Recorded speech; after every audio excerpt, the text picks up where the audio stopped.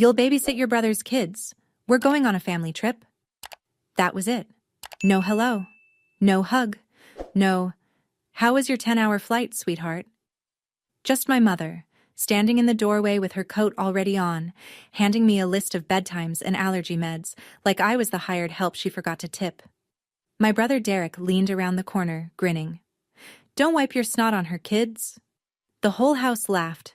3 kids, 5 days, $0. And the resort they were heading to? I'd find out later. I was the one paying for it. What I said next made my mother's face drain white. And by the end of that week, every automatic payment, every bill, every favor I'd silently carried for 6 years would come crashing down on them like an avalanche they never saw building. Before I go on, please take a moment to like and subscribe, but only if you genuinely connect with this story. Drop your location and your local time in the comments.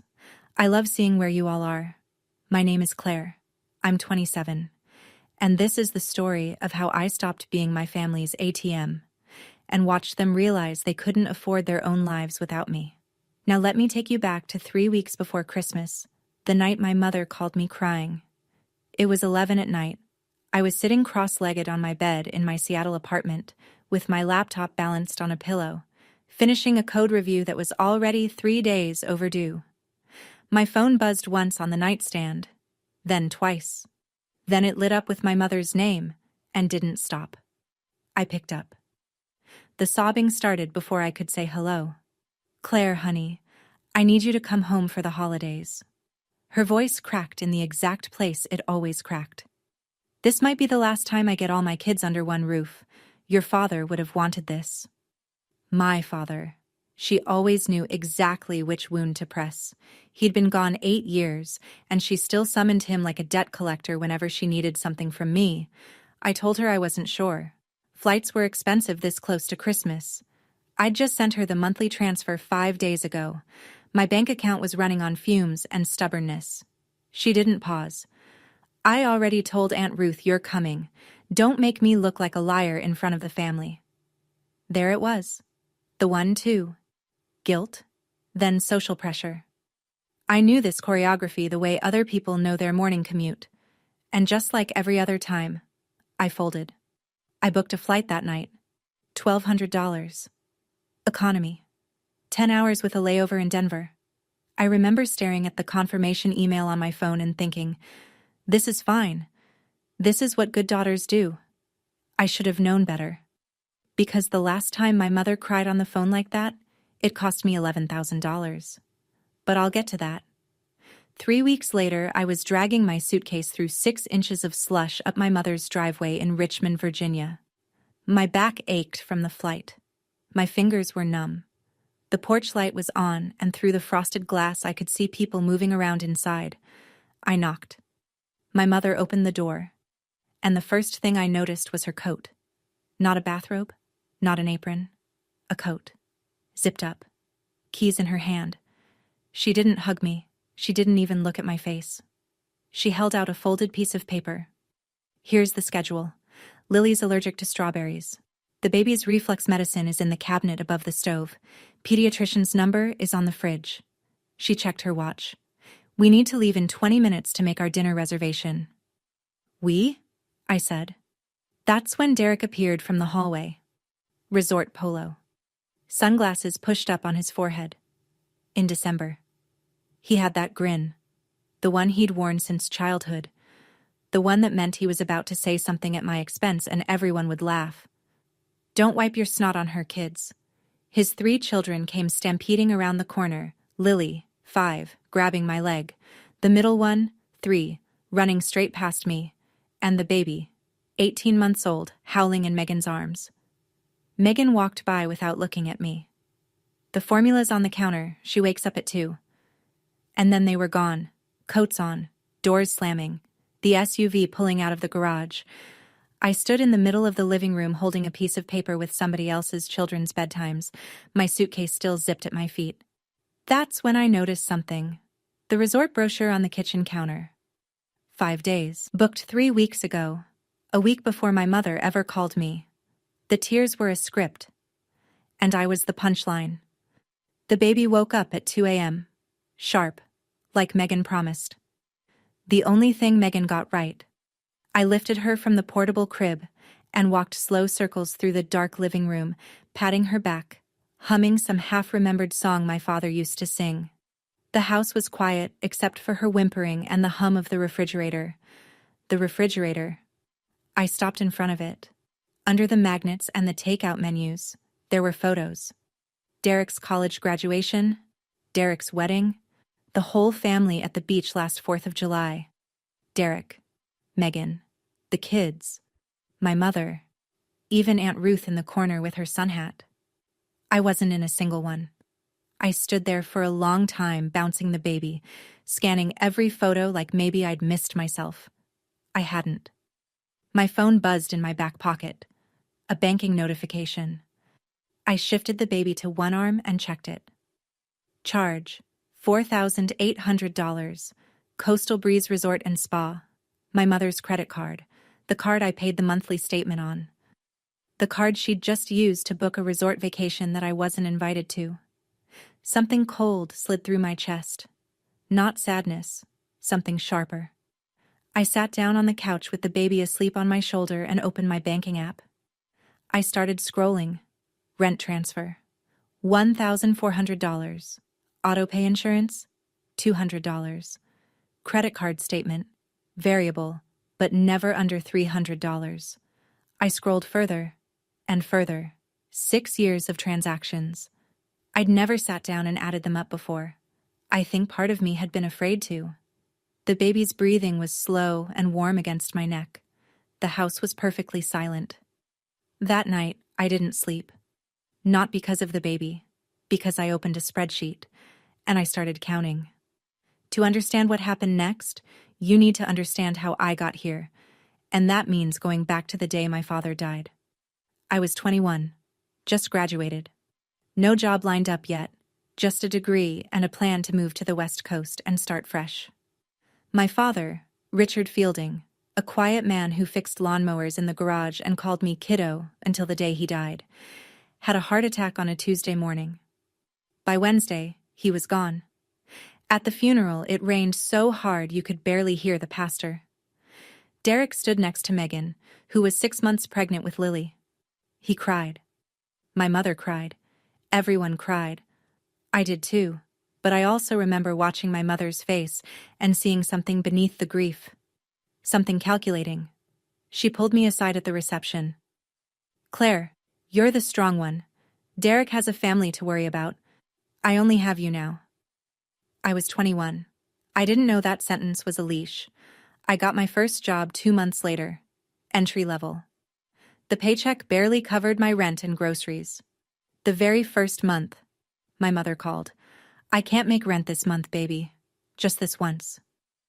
I sent her $1,400, and then I sent it again the next month. And the next, and the next.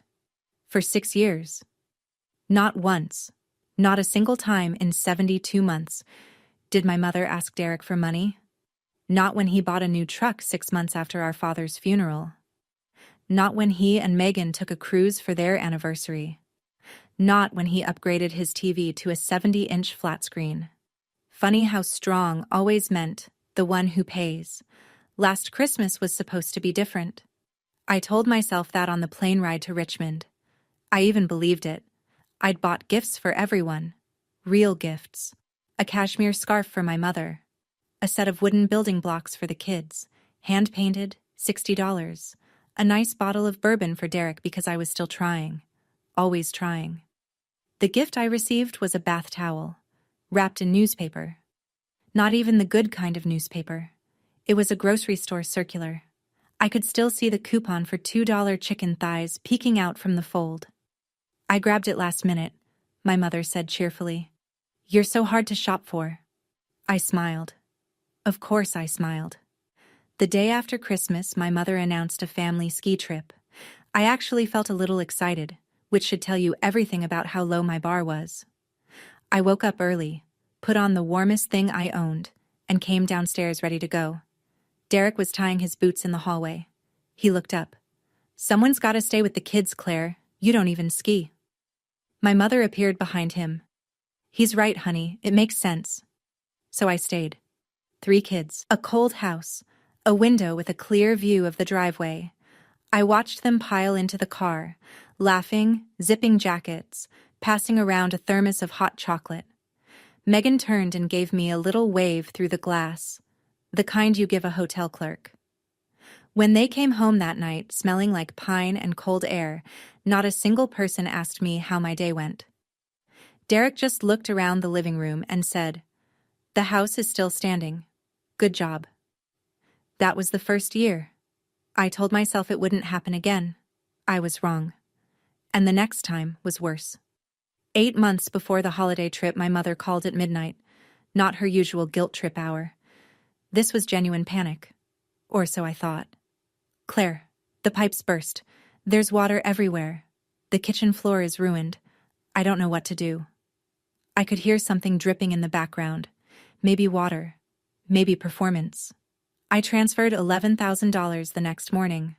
Nearly everything in my emergency savings. I ate rice and canned beans for 3 weeks. I told myself it was worth it. My mother needed me, and I was the strong one. 2 weeks later, Derek posted photos on social media.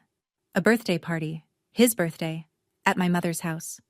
And there, gleaming behind the cake and the streamlined guests, was a brand new kitchen. Granite island, pendant lights, subway tile backsplash, the works. The caption read, "Mom outdid herself this year." I stared at that photo for 10 minutes. Then I texted my mother. "I thought the pipes burst." She replied fast, like she'd been expecting the question. "They did. But since we were fixing things anyway, I upgraded the kitchen a little." Family needs a nice kitchen, Claire. A little. $11,000.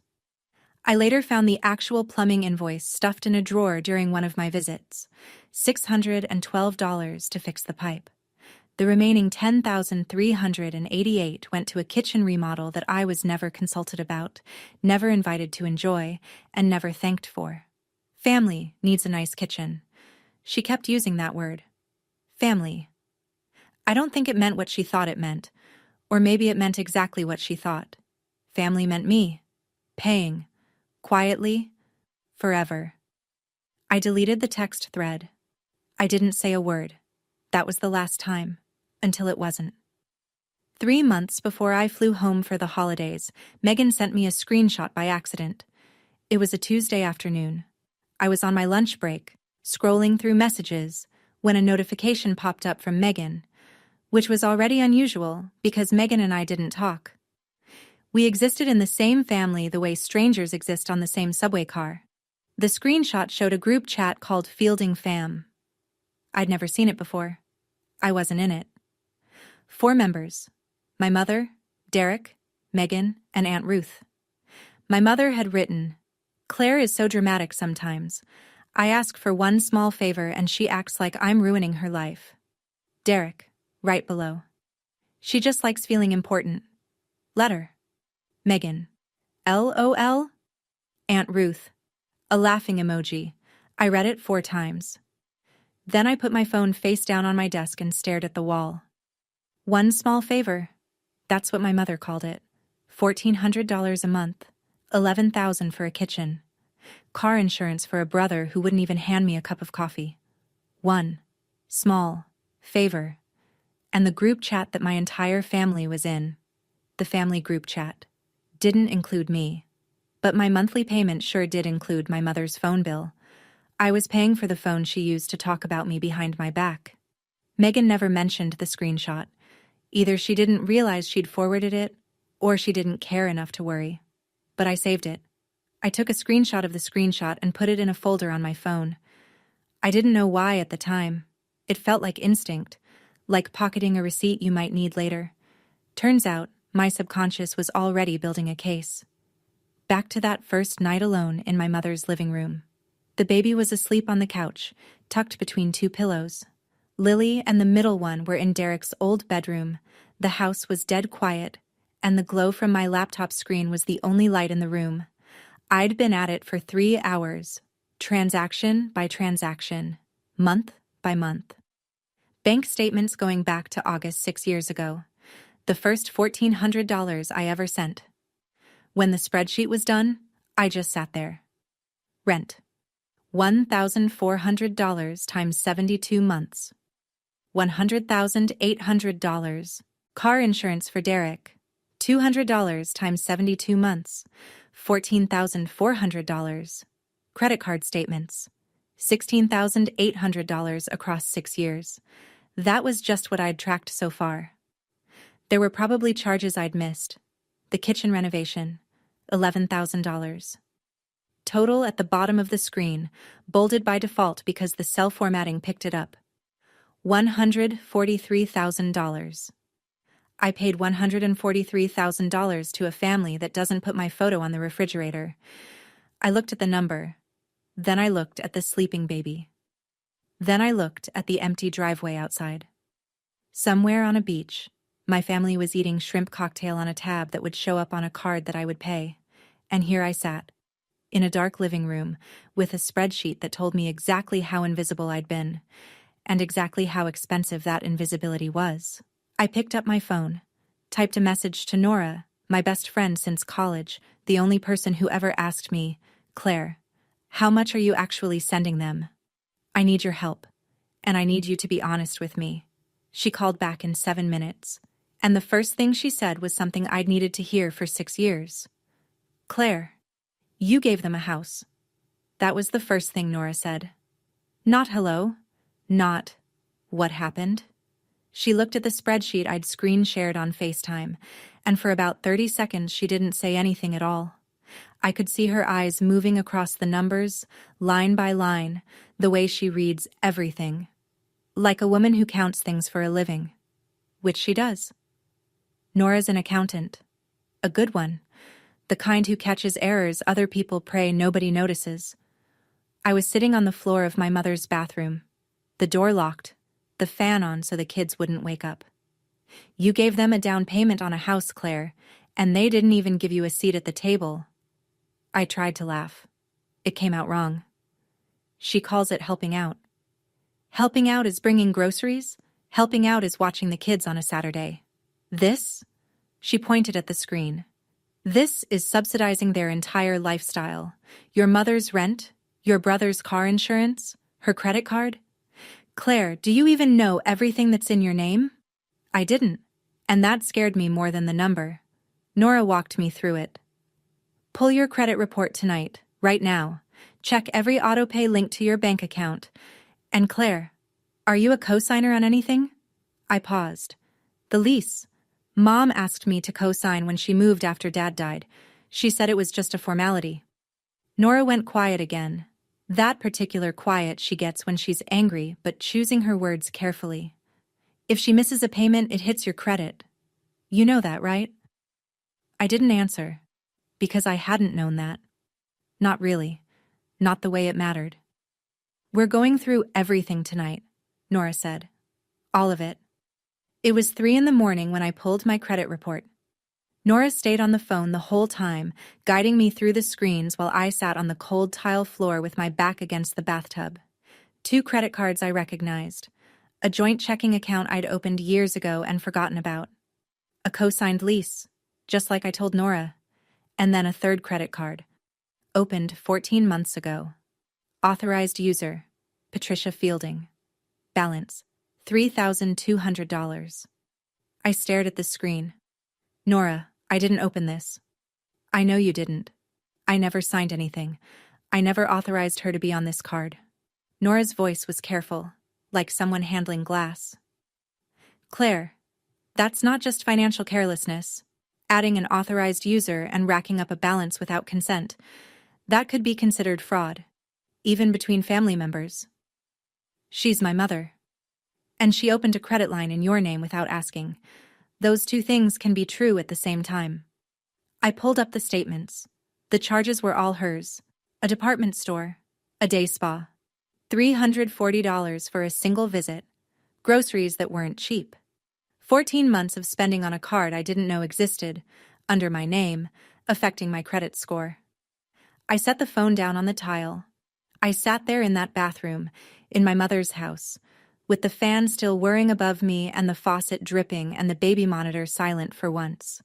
And for the first time in 6 years, I didn't cry. I just saw everything clearly, like someone had finally turned on the lights in a room I'd been stumbling through in the dark. I didn't feel sad anymore. I felt something I hadn't felt in 6 years. Clarity. And clarity, it turns out, is dangerous. For the people who depend on your confusion. The next afternoon, my phone rang. Mom. I could hear waves and laughter and some kind of steel drum music in the background before she even said a word. How are the kids? Not, how are you? Not, did you sleep? Just, how are the kids? Fine, I said. Oh, good. Listen, honey, Derek forgot to pack the kids' rain boots. There's supposed to be rain tomorrow, and Lily has a thing about wet socks. Can you run to the store and grab some? With what car, Mom? A pause. Oh, right. Well, take an Uber. Use my card. Another pause. Actually, no. Just use yours. I'll pay you back. She would not pay me back. She had never, in 6 years, paid me back for anything. Derek's voice floated in from the background, bright and casual, like he was talking about the weather. Tell her to get the good brand, not the cheap ones. I looked at my laptop, still open on the kitchen counter. The spreadsheet glowed from across the room. $143,000, plus the $3,200 I'd found at 3 a.m, plus the $4,800 resort charge. The number was still growing, even now, even while I held the phone. Sure, Mom. I hung up. I didn't go to the store.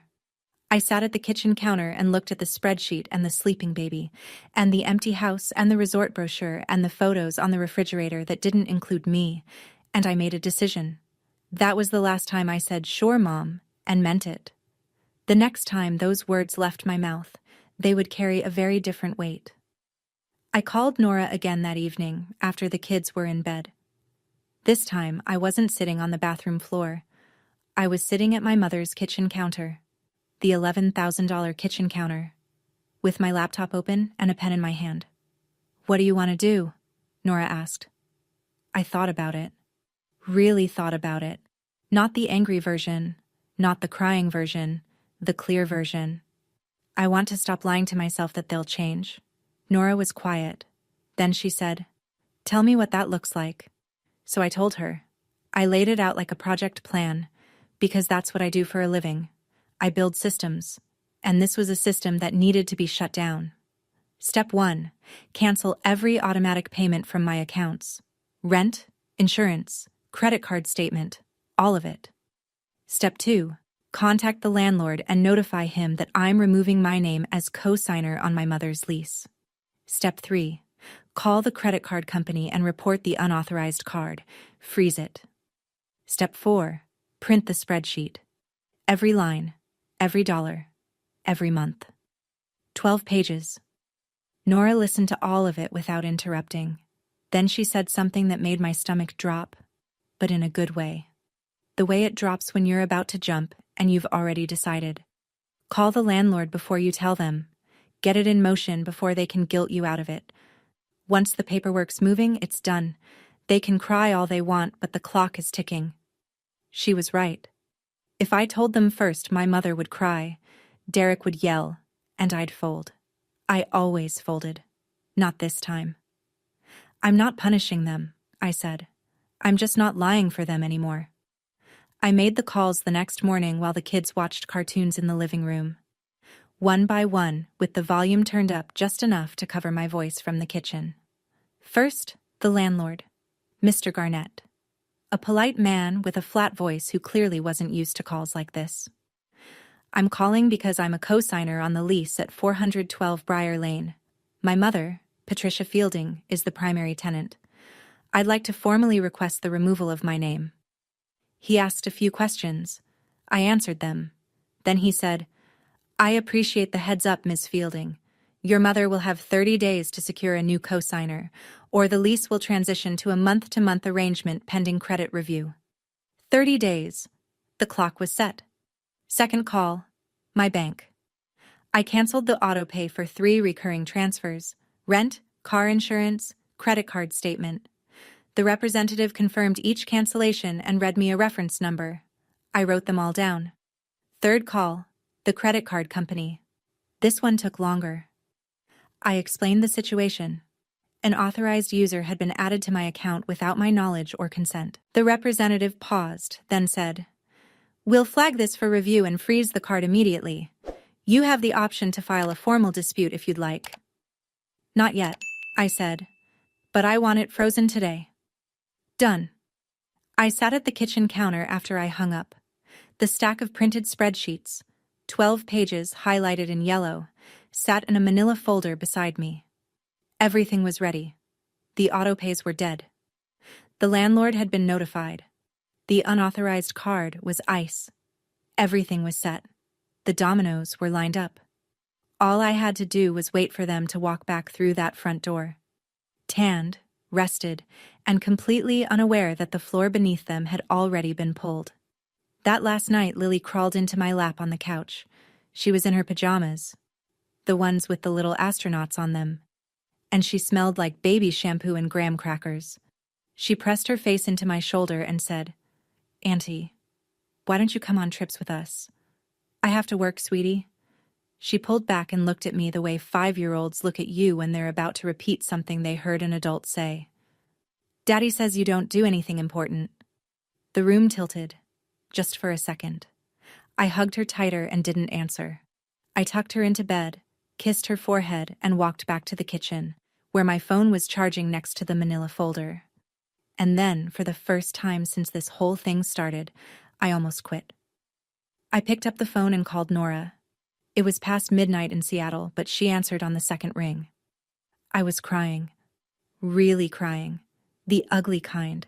The kind I hadn't let myself do in years. "What if I'm wrong?" I whispered. "What if this destroys everything?" Nora didn't hesitate. "Claire, you paid $143,000. They called you dramatic in a group chat you weren't in. Your mother opened a credit card in your name. This isn't love. This is a system. And you're the engine they refuse to maintain." I pressed the heel of my hand against my eyes, breathed. "I'm not doing this to hurt them," I said. "I know. You're doing this so you can stop hurting." I hung up, wiped my face, looked at Lily's door, closed and quiet. Then I heard it, the next morning. Tires on gravel, their car pulling into the driveway. And I realized my hands weren't shaking anymore. They poured through the front door like a parade float nobody asked for. Suitcases rolling, skin tanned, voices loud. My mother was wearing new sunglasses. Derek had a resort gift shop bag dangling from one hand. Nobody said thank you.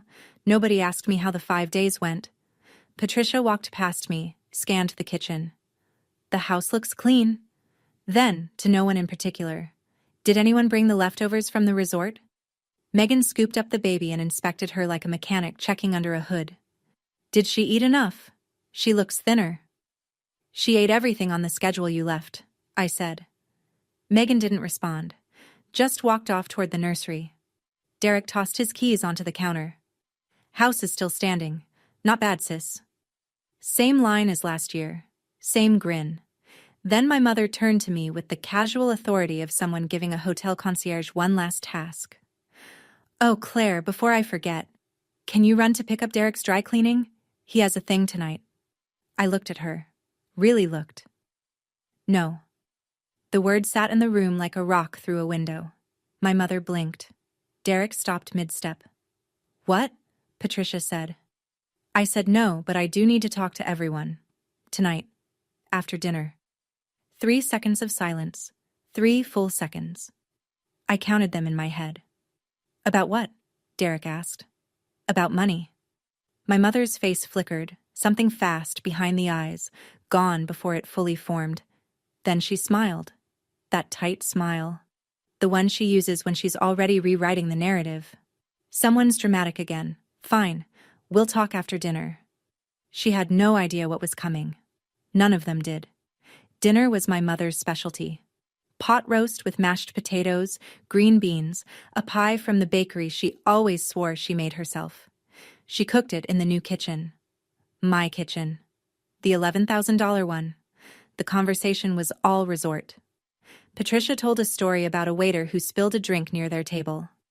Derek showed photos on his phone: the pool, the sunset, a plate of crab legs. Megan scrolled through her own album and held the screen toward me. "Look at this one. The kids would have loved it. The kids who were here, with me, while you were there." I said nothing. I ate my food. I waited. My mother noticed. She always noticed when the room wasn't organized the way she wanted it.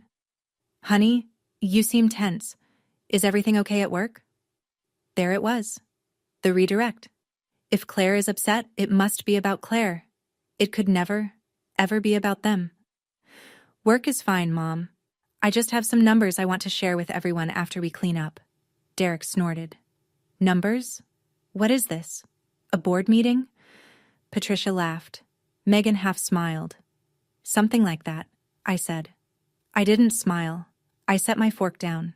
The clink of metal on ceramic was the loudest thing in the room for about 2 seconds, and in those 2 seconds, something shifted. I watched it cross their faces. Derek's grin fading half a degree. My mother's hands pausing over her plate. Megan glancing at Derek the way people glance at each other when the script goes off book.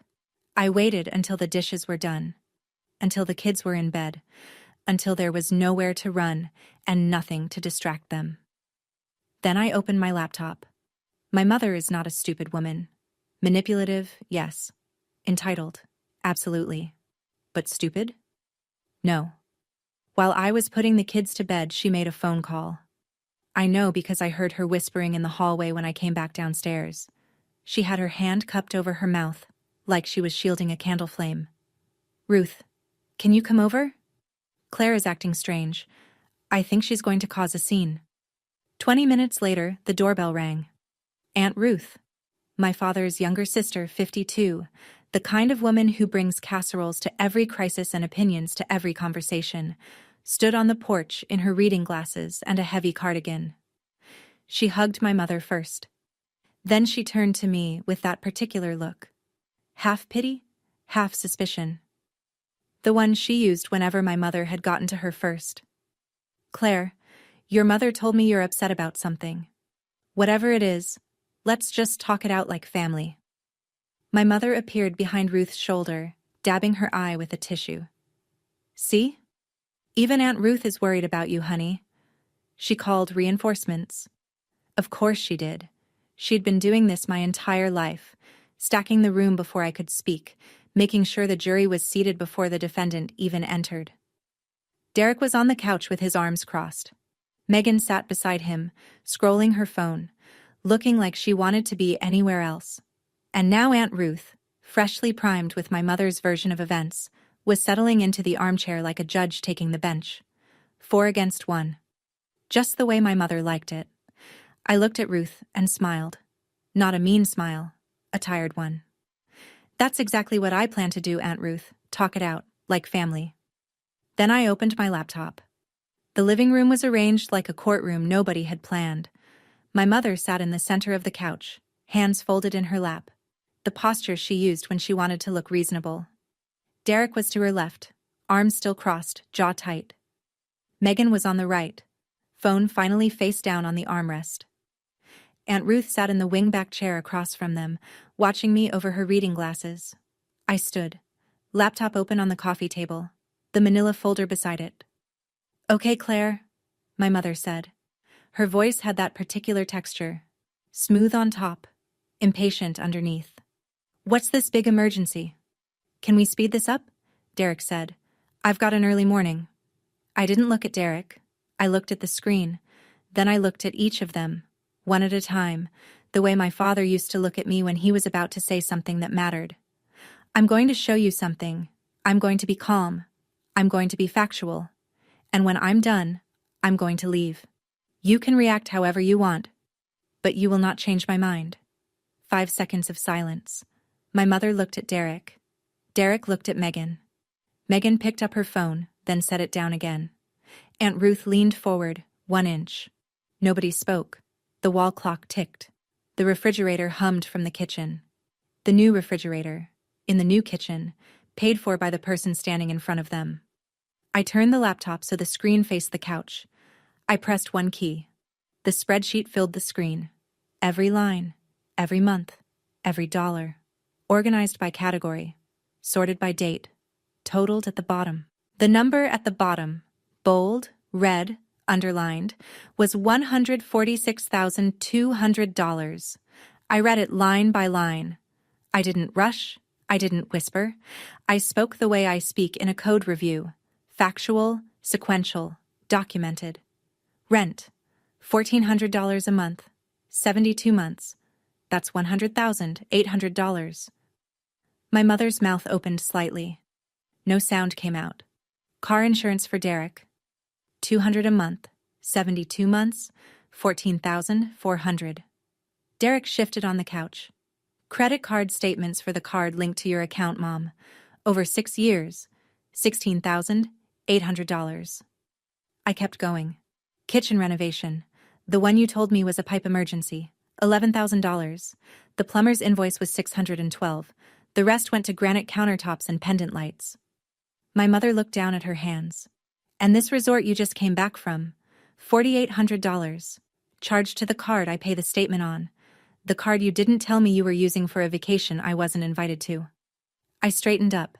Plus incidentals I'm still finding. Total, $146,200. Silence. 8 seconds of it. I know because the clock on the wall ticked and I counted. Derek was the first to speak.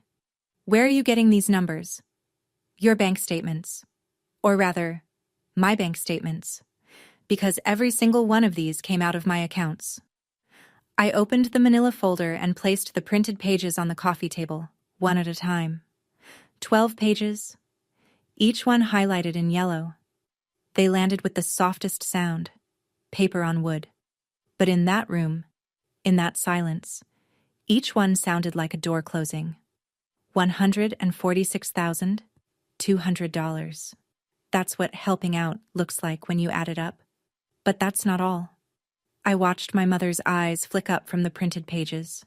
Something new behind them, not guilt. Fear. 14 months ago, someone opened a credit card in my name. I was listed as the primary account holder. An authorized user was added. Patricia Fielding.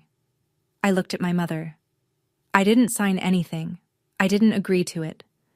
The balance on that card is $3,200. Patricia's hand went to her throat. That was just for emergencies, Claire. I pulled the statements, Mom. Nordstrom, $218. A spa day, $340. Groceries, but not budget groceries. Organic steaks, imported cheese. I paused. That's not an emergency. That's a lifestyle. On my credit. Aunt Ruth turned to my mother. Her face had changed. The pity was gone. Patty, is this true? You opened a card in her name? It's not what it looks like. And one more thing. I picked up my phone, opened the folder, and held the screen so everyone could see it. The screenshot. The group chat. Fielding fam. 4 members. Not 5. I read it out loud, my voice flat and steady. Claire is so dramatic sometimes. I ask for one small favor and she acts like I'm ruining her life. That was you, Mom. I scrolled. She just likes feeling important. Let her. I looked at Derek. That was you. Derek's face went red from the neck up, like paint being poured. Megan stared at the floor as if the carpet held a trapdoor she could disappear through. Aunt Ruth pulled her glasses off. Slowly. Like a woman realizing she'd been reading the wrong page of a very long book. Patty, she said quietly, you opened a card in her name? My mother started crying. Not the soft kind, the loud kind, the performance kind. The version that had always worked before, the one that made everyone in the room rush to her side and forget what they were upset about. I can't believe my own daughter is doing this to me, she said, her voice cracking in all the rehearsed places. After everything I sacrificed raising you kids alone, your father would be devastated. There it was, the dead card. She played it the way she always played it. Like an ace, she kept up her sleeve for emergencies. Derek stood up. You're seriously doing this during the holidays? What is wrong with you? You want a medal for helping your own family? Megan murmured from the couch. This is so uncomfortable. And then went silent. Still the bystander. Still watching from behind the glass. My mother turned to Aunt Ruth, her eyes wet, her chin trembling. Ruth. Tell her. Tell her she's being ungrateful. But Ruth didn't tell me anything. She was looking at the spreadsheet, tracing the highlighted lines with one finger. Her lips were moving, doing math. Then she looked up. Not at me. At Patricia. Patty, she said. Her voice was careful but solid, the voice of a woman who'd just done the arithmetic and didn't like the total. $146,000 is not helping out. And the credit card. Not you too, my mother whispered. The tears were still streaming, but something behind them had shifted. She wasn't sad. She was losing. I stood completely still. I didn't argue. I didn't defend myself. I let the numbers sit on the table and the words hang in the air, and I let the truth do what the truth does when you stop apologizing for it. My mother was crying. My brother was yelling, but I hadn't even told them the worst part yet. I raised one hand, just slightly, palm open. The room went quiet, not because they respected me, but because something in my posture had changed and they could feel it. I'm not asking for anything back, I said. I'm not suing anyone. I'm not here to punish you. I'm just telling you what's already happened. Derek sat back down, slowly. As of yesterday, every automatic payment from my accounts to yours has been canceled. Rent? Canceled. Car insurance? Canceled. Credit card statement? Canceled. All of it. Effective immediately. My mother's face went white. Not pink. Not pale. White. I've notified your landlord, Mr. Garnett, that I'm removing my name as cosigner on the lease. You have 30 days to find a new cosigner, or the lease transitions to a month-to-month arrangement pending a credit review. Derek leaned forward. You can't do that. I already did, Derek. 2 days ago. And the credit card that was opened in my name without my consent, I said, looking at my mother. Frozen. The balance is under review. And then the room stopped. I don't mean it got quiet. I mean it stopped. The way a clock stops. The way a heart skips. The way a movie freeze frames on the one shot that changes everything. 10 seconds. Nobody breathed. Nobody moved. Aunt Ruth's hand went to her chest. Megan's phone slipped from the armrest and hit the carpet. Derek stared at Megan. Megan stared at the floor. And my mother, who had spent my entire adult life writing the story of this family in her own hand, whispered 3 words. No. No. No way. I didn't blink. I'm not punishing you. I'm just not paying for you anymore. Derek pulled his phone from his pocket like a man reaching for a life raft. He opened his insurance app, tapped twice. His face changed. My insurance says lapsed. He looked up at me. What did you do? I stopped paying for it. That's what I did. Your car insurance has been in my name, billed to my card, for 6 years. I canceled the autopay. Megan grabbed his arm. Derek, the pediatrician is on Tuesday. We can't drive the kids without insurance. We can't. Shut up, Megan. Derek turned back to me, his voice low and tight. Turn it back on, Claire. No, Derek. Turn it back on. No, you turn it on. In your name. With your money. The way every other 31-year-old man with 3 children and a truck handles his own car insurance. He stood up. For a moment I thought he might yell. Really yell, not the performative kind. But he didn't. He just stood there, his phone in one hand, his mouth opening and closing like a man trying to start a sentence that doesn't exist. This is insane, he finally said. You're insane. I'm 27 years old. I've been paying your car insurance since you were 25. That's $200 a month for 6 years. $14,400. And you never once asked where it came from. That was the line that landed. Not the number.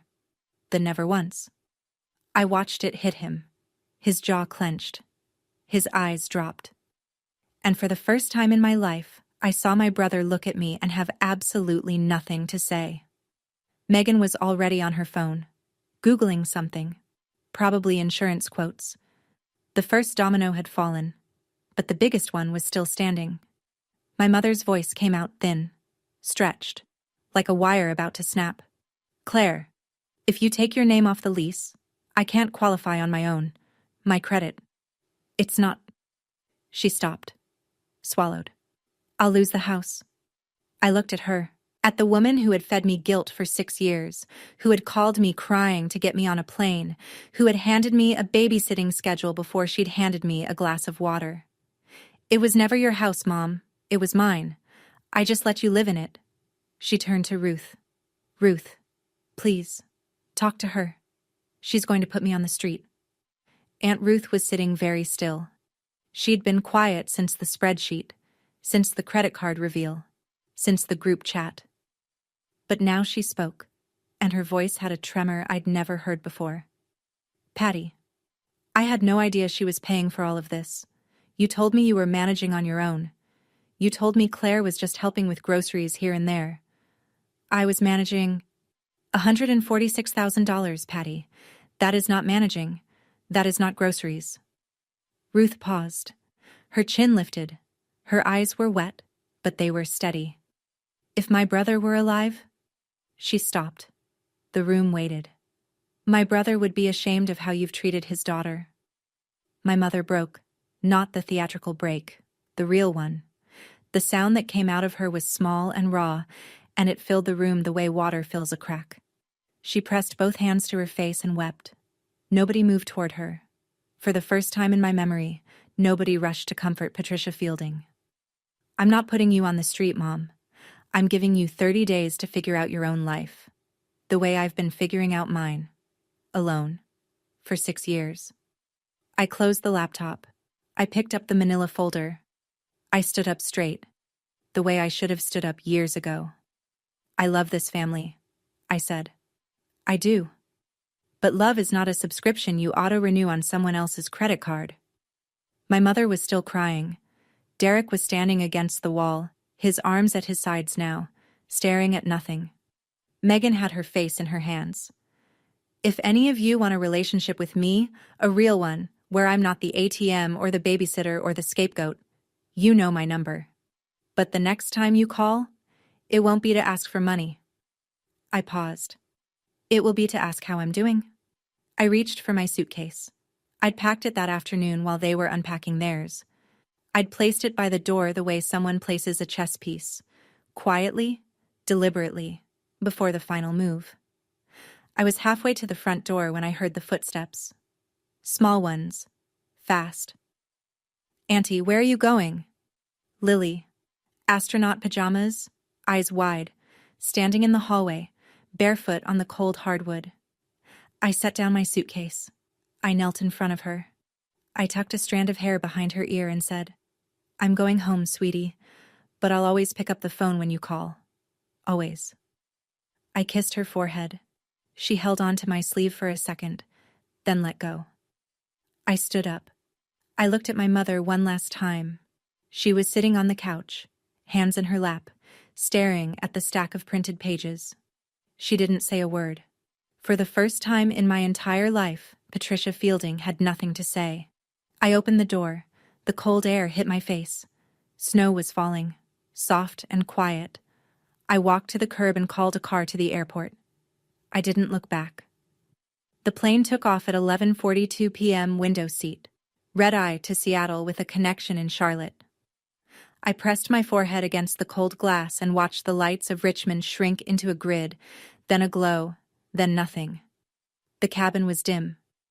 The engines hummed. The woman next to me was already asleep. My phone buzzed. 14 messages. Mom, how could you do this to me? Derek, you ruined Christmas. Megan, the baby needs formula. Can you at least send money for that? Aunt Ruth, Claire, I'm sorry. I should have seen it sooner. Call me when you're ready. I read each one exactly once. Then I muted every thread except Ruth's. There was one more. From Nora. Landing okay? I typed back. Not yet. but I think I will be. I put my phone in airplane mode and sat there in the dark for a long time. The captain made an announcement about weather in Charlotte. A flight attendant walked the aisle with a quiet cart. I ordered a ginger ale. $5. $5. For myself. Without checking my bank account first, without calculating whether I could afford it after the rent transfer, the insurance payment, the credit card statement. I took a sip and realized this was the first thing I'd bought for myself in 6 years without doing math in my head about someone else's bills. It was just ginger ale, but it tasted like the beginning of something. The messages kept coming in. I knew they would. My mother's voice would fill my voicemail by morning, cycling through the stages. Anger, guilt, bargaining, more guilt. Derek would go silent. Megan would ask for money one more time because that was the only language she had. But at 35,000 feet, none of it could reach me. 1 week later, Seattle. Rain. I was back at my desk, back in my routine, back in the apartment that suddenly felt different. Not because anything in it had changed, but because everything outside it had. Aunt Ruth called me on Wednesday with updates. She didn't gossip. She reported, the same calm, factual tone I'd used in that living room. My mother had received a formal letter from Mr. Garnett. 30 days to find a new cosigner or the lease converts to month with a higher rent pending credit review. Patricia had been calling every relative she could think of, asking someone, anyone, to co-sign. Nobody would. Word had spread. The number had spread. $146,000 has a way of ending arguments before they start. Derek went 3 days without car insurance. He took Ubers to get the kids to the pediatrician. When he finally bought his own policy, the premium was higher than what I'd been paying. He had no independent history, no clean record in his own name. He was 31 years old and buying car insurance for the first time. Megan called her own mother and asked to stay with her for a week. Stress, she said. The unauthorized credit card was frozen. The $3,200 balance was under dispute. My mother would have to answer for every charge. No more spa days. No more department store runs. Not on my name. Not anymore. And me? I checked my bank account on Friday, the way I always did. But the number at the bottom was different. For the first time in 6 years, I had $3,800 left at the end of the month. Not $200, not $47, $3,800. That's what my life costs when I stop paying for theirs. 2 weeks later, a Sunday afternoon, my phone rang. Mom. I almost didn't answer. I stared at the screen for 4 rings, watching her name glow against the gray Seattle rain outside my window. On the 5th ring, I picked up. Her voice was different, softer. The kind of soft she uses when she's building towards something. Claire, honey, I've been thinking, and maybe I wasn't always fair to you. I waited. I'd learned to wait. I'm sorry if you felt hurt. If. That little word. 2 letters that turn an apology into an accusation. She wasn't sorry for what she did. She was sorry I had the audacity to feel something about it. But you have to understand, she continued. After your father died, I had no one. You were all I had. Mom, I said. I wasn't all you had. You had Derek. You had Aunt Ruth. You had a job. You chose me. Not because I was the only option, but because I was the only one who wouldn't say no. A long pause. I could hear her breathing. Then quieter. So, does this mean you'll help with the lease? Just until I get back on my feet? There it was. Buried in the apology like a hook inside a worm. The whole call, the softened voice, the maybe I wasn't fair. All of it leading to one thing. No, Mom. That's exactly what this means I won't do anymore. Silence. Then her voice dropped. Cold. Hard. Stripped of every pretense. You'll regret this. The line went dead. I set the phone down. Looked at the rain. I didn't cry. I didn't call Nora. I didn't feel guilty. I just felt done. 2 months later, A Saturday morning in Seattle. I woke up at 8. Not to an alarm. Not to a phone call. Not to a text that said, "Can you send?" or "I need," or "just this once." I woke up because the light came through my curtains and my body decided it was time. I made coffee. French press. Good beans. The $12 bag I'd been eyeing for weeks, and finally bought because I could. I sat at my kitchen table and did something I hadn't done on a Saturday morning in 6 years. Nothing. No bank transfers. No guilt. No mental arithmetic about whose bills were due and whether I'd have enough left for groceries. My phone buzzed. FaceTime. Aunt Ruth. I answered. She was in her living room, reading glasses on, a mug of something in her hand.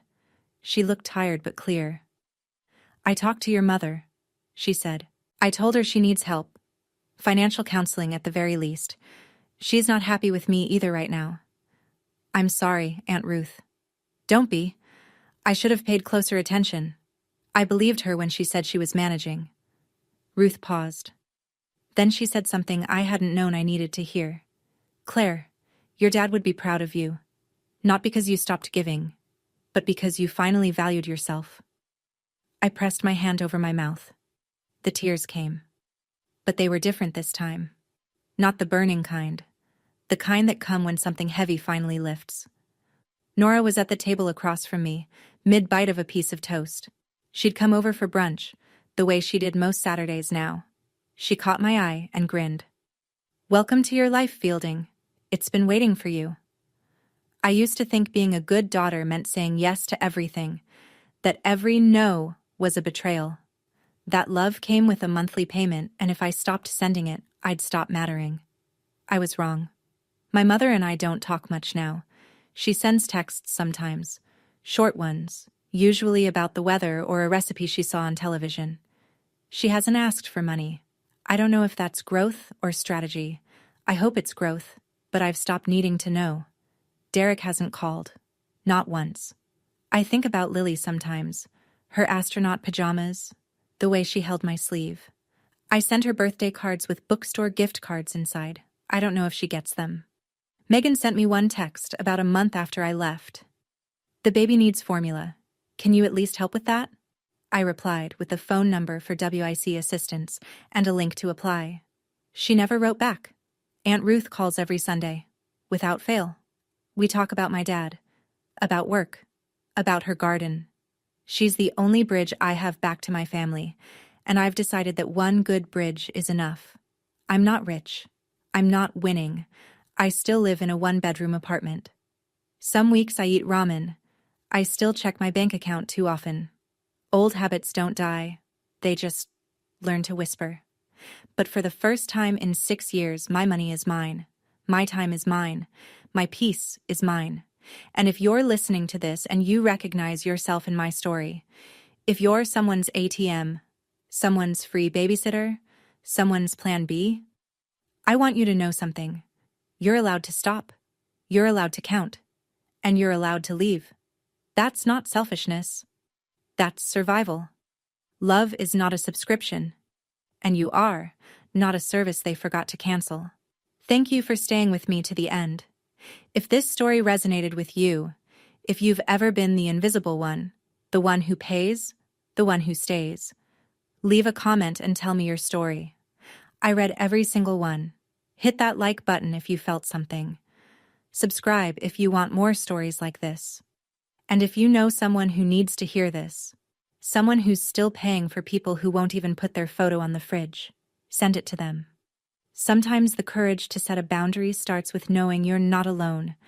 There's another story in the description that I think you'll connect with. I'll see you there.